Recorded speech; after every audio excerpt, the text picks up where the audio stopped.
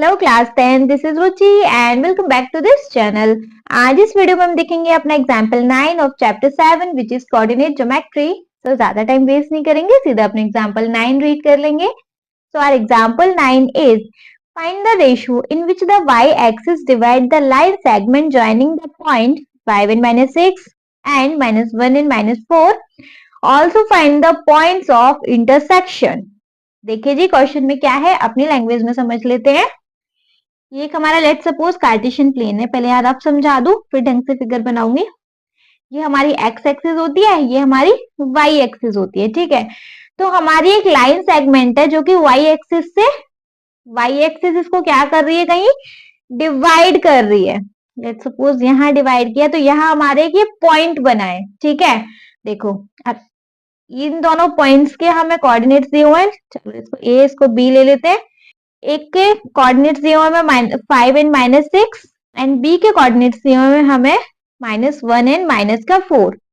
आपको क्या बता के देना है, इस पॉइंट के कोऑर्डिनेट्स बताने हैं एंड आपको क्या बताना है, यहाँ पर रेशो भी बताना है, दोनों चीज बतानी है। क्लियर है ये चीज? ठीक है। देखो अगर यहाँ वाई एक्सिस पे पॉइंट बन रहा है तो राइट सी बात है, हमारा एक्स वाला कोऑर्डिनेट तो 0 होने वाला है, क्योंकि जो भी हमारा पॉइंट होगा वाई पे, वाई 2 हो सकता है, 3 हो सकता है, लेकिन हमारा एक्स है 0 ही रहेगा।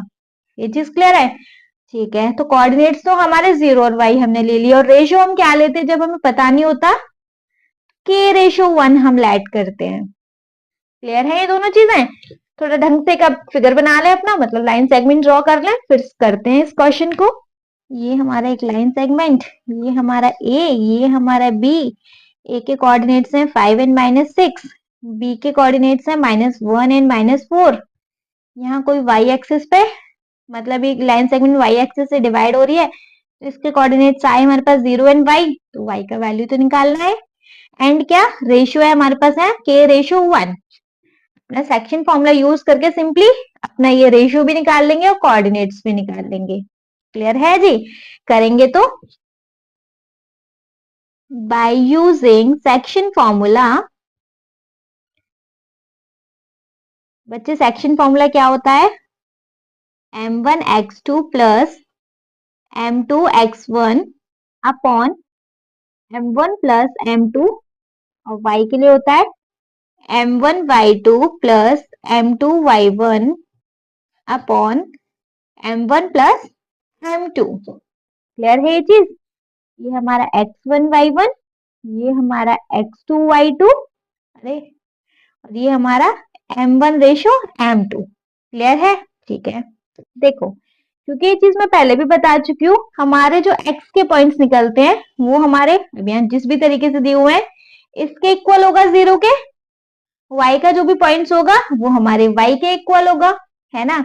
तो हम उसी तरीके से कुछ करेंगे, पहले तो वैल्यूज लगा देते हैं फिर करते हैं।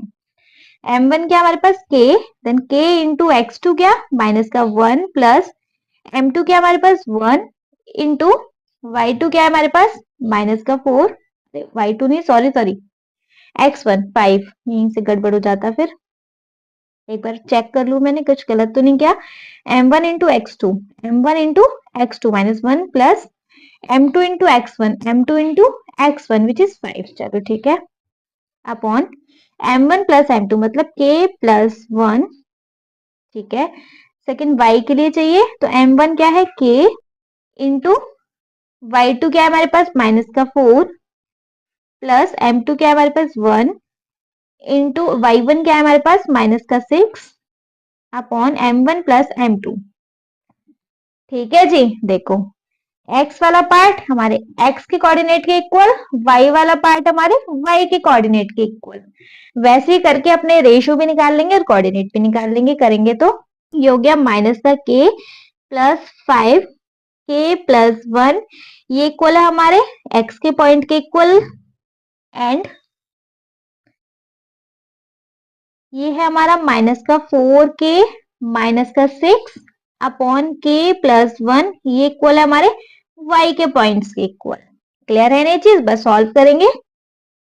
देखो क्रॉस मल्टीप्लाई करेंगे तो इसका 0 से करेंगे 0 ही हो गया, यहाँ क्या बचा k plus 5 is equal to 1 minus का k इज इक्वल टू 1 ये वाला 5 यहाँ ले जाओ, k इज इक्वल टू आ गया माइनस का 4, minus minus cancel, k is equal to आ गया हमारे पास 4, k का वैल्यू मिल गया। क्लियर है? चलो यहाँ k का वैल्यू पुट करके अपना y भी निकाल लेंगे। तो माइनस का 4 इंटू 4 यहाँ लिख लीजिएगा आप, मैं लिख देती हूँ। चलो put k is equal to 4, ठीक है, माइनस का 6, ये आ गया k प्लस 1, मतलब 4 plus 1 is equal to y। 4 4 जो 16, माइनस का 16 माइनस 6 अपॉन 4 और 1 5 इज इक्वल टू 5। ये हो गया बच्चे 5y।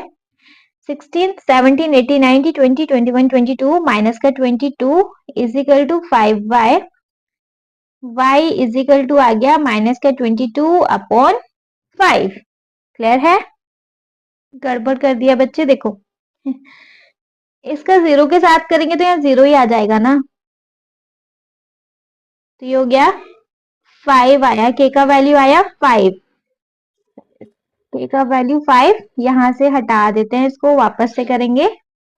यही कर दूं, देखो -4 इंटू के का value 5 minus 6 upon k plus 1, मतलब 5 plus 1 is equal to y। 5 4 जो 20, माइनस का 20 माइनस का 6 अपॉन 5 और 1 6 इज इक्वल टू y।